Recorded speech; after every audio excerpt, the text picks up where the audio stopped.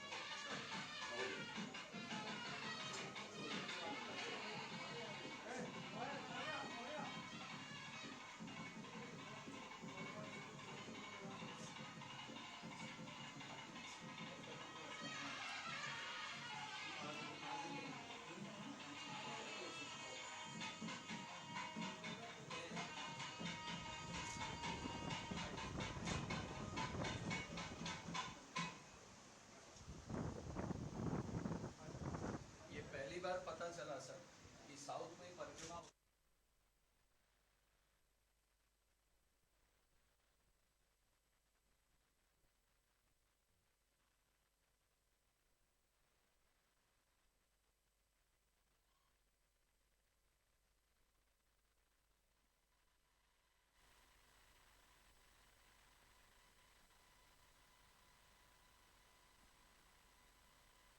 ये हैं आप देख रहे हैं जहां पर सीएम योगी आदित्यनाथ पहुंचे हुए हैं। उन्होंने पूरा पूजा अर्चना कर रहे हैं। तो आज आपको बता दें, उत्तर प्रदेश के मुख्यमंत्री योगी आदित्यनाथ अयोध्या दौरे पर हैं, जहां पर वह पूजा अर्चना करते हुए नजर आ रहे हैं। इसके बाद उनका गोरखपुर का दौरा है। तो ये सीधी तस्वीरें अयोध्या से लाइव तस्वीरें आपको दिखा रहे हैं, जहां पर सीएम योगी आदित्यनाथ अयोध्या पहुंचे हुए हैं।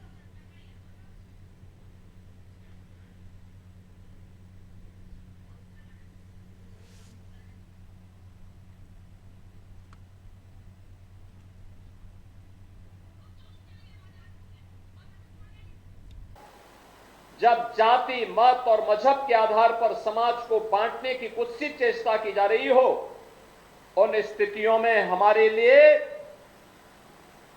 श्री रामनाथ स्वामी जी का यह मंदिर, आज का ये कुंभाभिषेक और प्राण प्रतिष्ठा का समारोह एक नई प्रेरणा हो सकता है, एक नई दिशा देने वाला हो सकता है। और इससे प्रेरित होकर के हम सब फिर से एक भारत श्रेष्ठ भारत की इस परिकल्पना को साकार करने के लिए अपना प्राणपण से कार्यक्रम को आगे बढ़ाएंगे। इस विश्वास के साथ आज हम सब यहां पर एकत्र हुए हैं। मैं अभिनंदन करूंगा अय्या जी का, जिन्होंने लगातार इस दिशा में नए नए प्रयास प्रारंभ किए हैं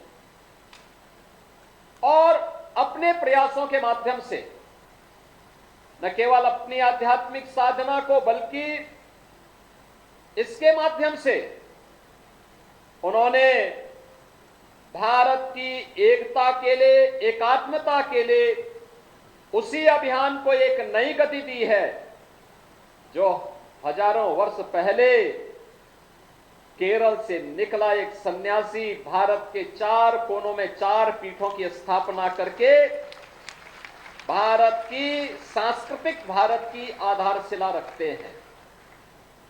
ये क्रम वही है और वही फिर तमिलनाडु से निकला एक सन्यासी, एक आध्यात्मिक संत, भारत की एकता के लिए, भारत के आध्यात्मिक उन्नयन के लिए, किसी भी स्थल पर अगर कहीं कोई ऐसी बात है कि जिसके कारण थोड़ा अधूरापन दिख रहा हो, उसकी पूर्ति के लिए उनके द्वारा किए जा रहे प्रयास स्तुल्य हैं, अभिनंदनीय हैं। और मैं इसके लिए अय्या जी का हृदय से अभिनंदन करता हूं, उनका स्वागत करता हूं। बहनों और भाइयों,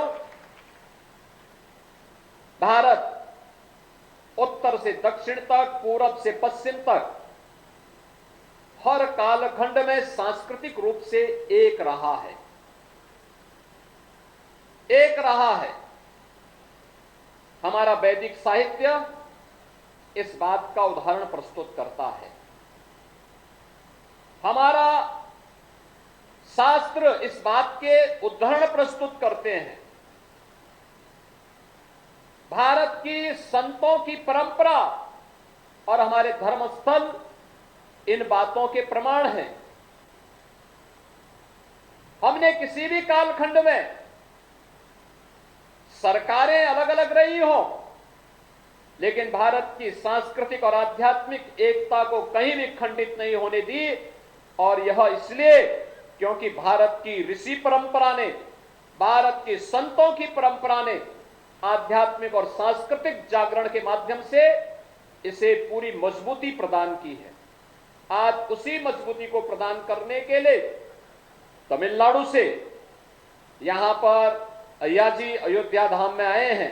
अयोध्या धाम में उनका आगमन से रामनाथ स्वामी जी के इस भव्य मंदिर के निर्माण के कार्यक्रम को आगे बढ़ाना, मेरा यह मानना है कि अब मर्यादा पुरुषोत्तम प्रभु श्री राम का भव्य मंदिर बनने में, पूरा मंदिर बनने में बहुत देर नहीं लगने वाली है।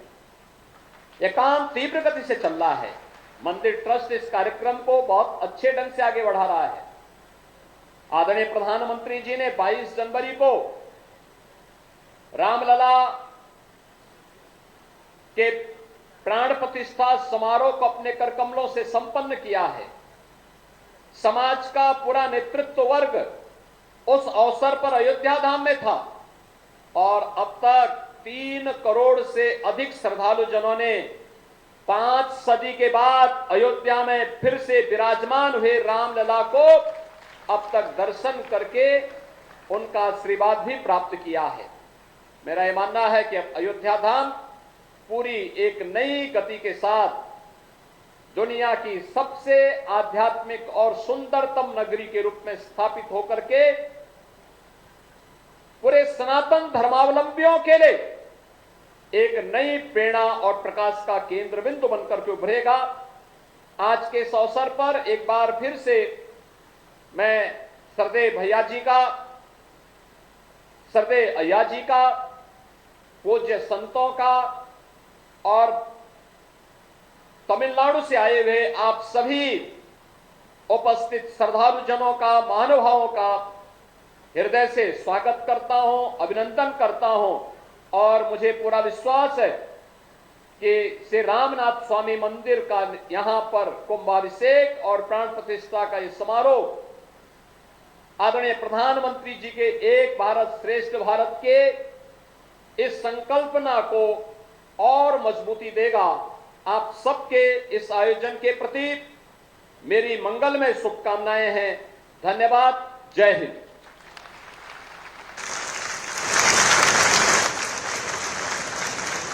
Please have a standing ovation. Standing ovation.